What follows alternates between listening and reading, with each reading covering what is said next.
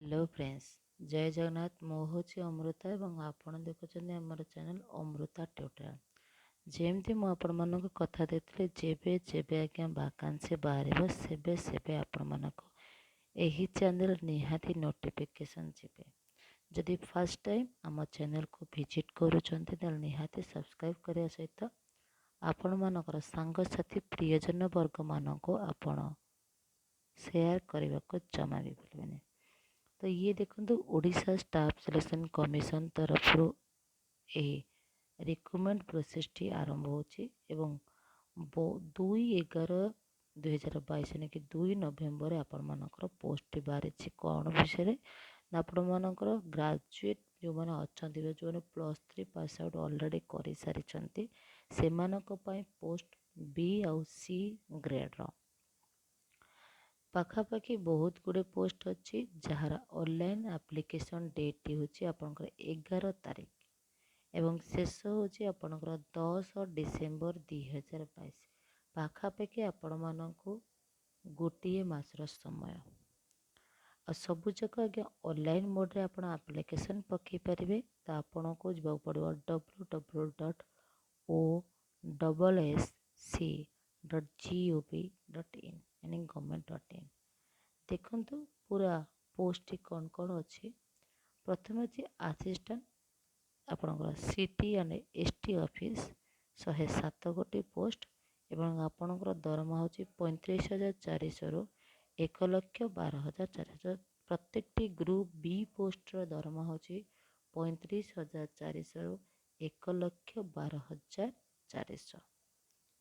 Audit रोचे आपणकर different brand रोचे डिफरेंट ऑफिस सोसाइटी रोचे। प्रथम ऑडिटर हूँ directorate of local fund audit 143 post. Auditor रोचे directorate of treasury and inspection 14 गोटी पोस्ट। ऑडिटर पोस्ट रोचे डायरेक्टरेट ऑफ हैंडक्राफ्ट 3 गोटी पोस्ट। ऑडिटर रोचे डायरेक्टरेट ऑफ माइंस 8 गोटी पोस्ट। ऑडिटर पोस्ट रोचे आपणकर इलेक्ट्रिसिटी कम पीसीआई 2 गोटी पोस्ट। आपणकर ग्राम panchayat extension officer 87 post. Handicrafts promotion officer 48 post. Inspector of cooperative society 7 post and inspector of cooperative society जहाँकि directorate of fishery उपर आसूँ 6 गोटी post. Inspector of cooperative society register and cooperative society 59 post मन रखु। Inspector of supply food supply 110। Junior correctional officer directorate of prisons and correctional service 20 गोटी post. Junior employment officer यानी कि आपंकर district employment office 26 post. Small saving and financial inclusion officer 9 गोटी post. ये रहा आपण मानकर ग्रुप बी मानकर। मन रखु ग्रुप सी मानकर दरमा हूँ 19,900 रु 63,200। प्रथम पोस्ट हूँ जूनियर असिस्टेंट जहाँकि ऑफिस ऑफ एक्साइज कमिशन 5 गोटी post. Junior assistant directorate of prisons and correctional service 10 गोटी post. Junior assistant directorate of industries 8 गोटी post. Junior assistant directorate of employment 4 गोटी post. Junior assistant directorate of employment आपन field officer 71 post. Junior assistant directorate of technical education and training field 72 post. Junior assistant directorate of technical educational training headquarters 3 गोटी post. Junior assistant electrical cum PCI 6 गोटी post. Junior assistant office of the principal chief convection of forest 9 गोटी post. Junior assistant आपनकर Madhusudan Das regional academy of financial management 3 गोटी। Junior assistant directorate of health service 2 गोटी। Junior clerk आपनकर directorate of fishery 7टी और junior clerk electrical cum PCI 64टी। पूरा आगे 28टा कैटेगरी 28 कैटेगरी आपण मानक पोस्ट बाहर बुझिपारे ना। आपन को एत बड़ा आप अप्लाई करेंगे आपन को मेल आईडी सहित आपन फोन रही आवश्यकता अच्छे।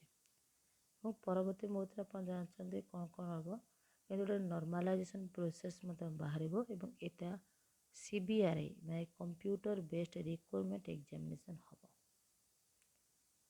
आपणकर एज हूँ 21 वर्ष रु 38 वर्ष होता आवश्यकता अच्छे। एवं जो मैंने SC ST PWD ex service man अच्छा से इन सर्विस कॉन्ट्रेक्चुअल एम्प्लॉइज मैंने अच्छी से एज रिलैक्सेशन को अनुसार होता है सेटा अच्छे। आपण को पुणी थे कहि आपन को अप्लाई जदि करार अच्छे आप ऑनलाइन मोड www.ossc.gov.in जी रखु। तापर आम जाना ये रोचे आप कैटेगरी वाइज वैकेंसी केते एससी एसटी ओबीसी देखिपारे मुझे लिंक करने भी केतले आप देखिपारे केते पोस्ट रही कौन डब्ल्यू वुमेन मानक रही कौटी ना कौटी कौन अच्छी सब डिटेल्स विषय आप जापारे। ये गोटे बड़ आज्ञा बहुत बड़ वैकेंसी ओडिशा रे मो तो कह आज्ञा आप जमा भी छाड़तुनि लगी पड़त आपको केमती आप सिक्योर करें। तो कैंडिडेट अप्लाई कला बेले मन रखु तो आप निहाती आपनकर ओडिया सब्जेक्ट रही दरकार एवं जहाँ जहाँ ग्रेजुएशन रहा दरकार एज हूँ आपको 21 से 38 वर्ष कही कि हाँ गोटे सेकेंड मिनिमम एजुकेशन क्वालिफिकेशन होची अपन मानकर candidate in order to be eligible for appearing in the selection examination for the post must have passed bachelor degree जमी कही आपको ग्रेजुएशन आज्ञा कंप्लीट होता दरकार any stream science arts commerce. Examination देखा प्रथम जो सीबीआरआई मोड एग्जाम आपनकर हम प्रिलिमिनारी जहाँकि 150 मार्क एग्जाम हम। सिलेबस रोचे आपको देखो पेपर 1 रोचे ओडिया एंड इंग्लिश जहाँकि 2 घंटा किंबा 1.5 घंटार एग्जाम दिज्व 100 मार्क। पेपर 2 हूँ GS subject and general studies ताहा 2 घंटार 100 mark. Most of the question paper 1 paper 2 will be objective type and short answer type यानी कि आप मल्टीपल चॉइस। नेक्स्ट हूँ mathematics test shall be held only for post of auditor and indicative syllabus रही आपणकर जो auditor post रे auditor post पर requirement ने भी सूचक से गोटे मैथ टेस्ट निहाती पड़ो।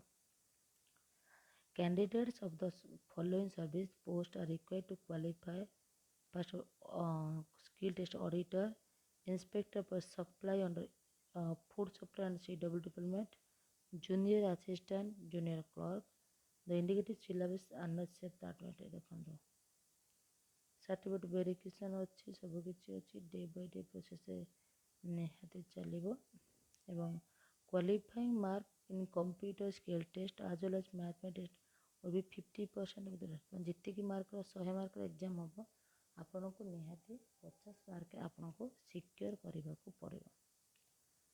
The date I renew the written examination certificate verification will be conveyed in the अपन जापर जिते बड़ा आप सर्टिफिकेट हम कि कौन आपणकर वेरिफिकेशन कर तो आपको से दिज्व। नेक्स्ट हूँ देखो एवं ये गोटे भल जिनस कौन ना आप जो एग्जाम देवे आपणकर नेगेटिव मार्क रही 0.25 यानी कि 4 गोटी भूल हो गला आपणकर ये पाइबे। नेक्स्ट ये गला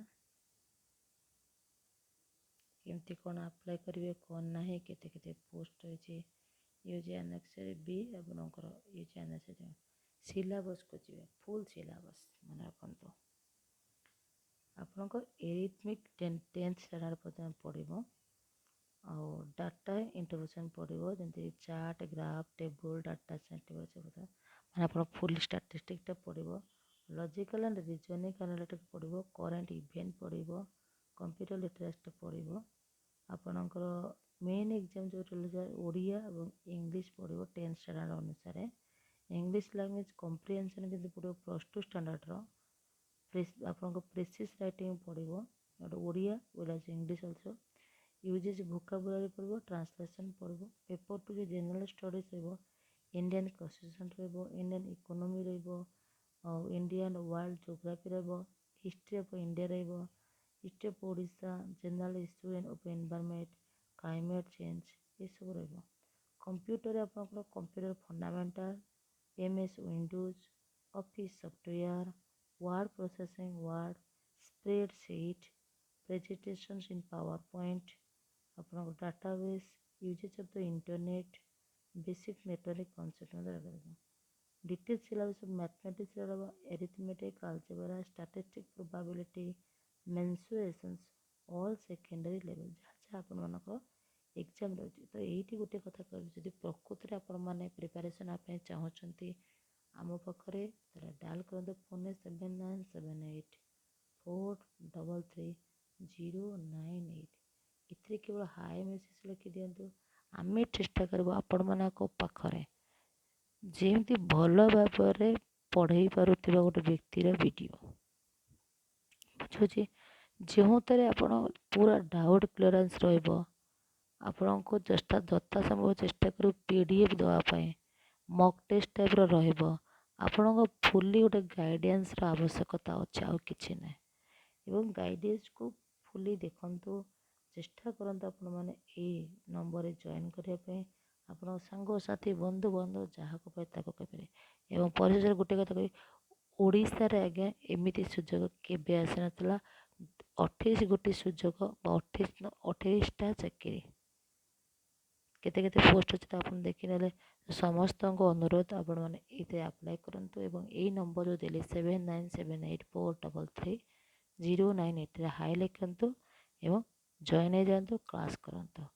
ଆଶା କରୁଛି ଭିଡ଼ିଓ ଯଦି ଭଲ ଲାଗିଥିବ ତାହେଲେ ନିହାତି କମେଣ୍ଟ କରିବେ, ସେୟାର କରିବେ। Thank you, nice day.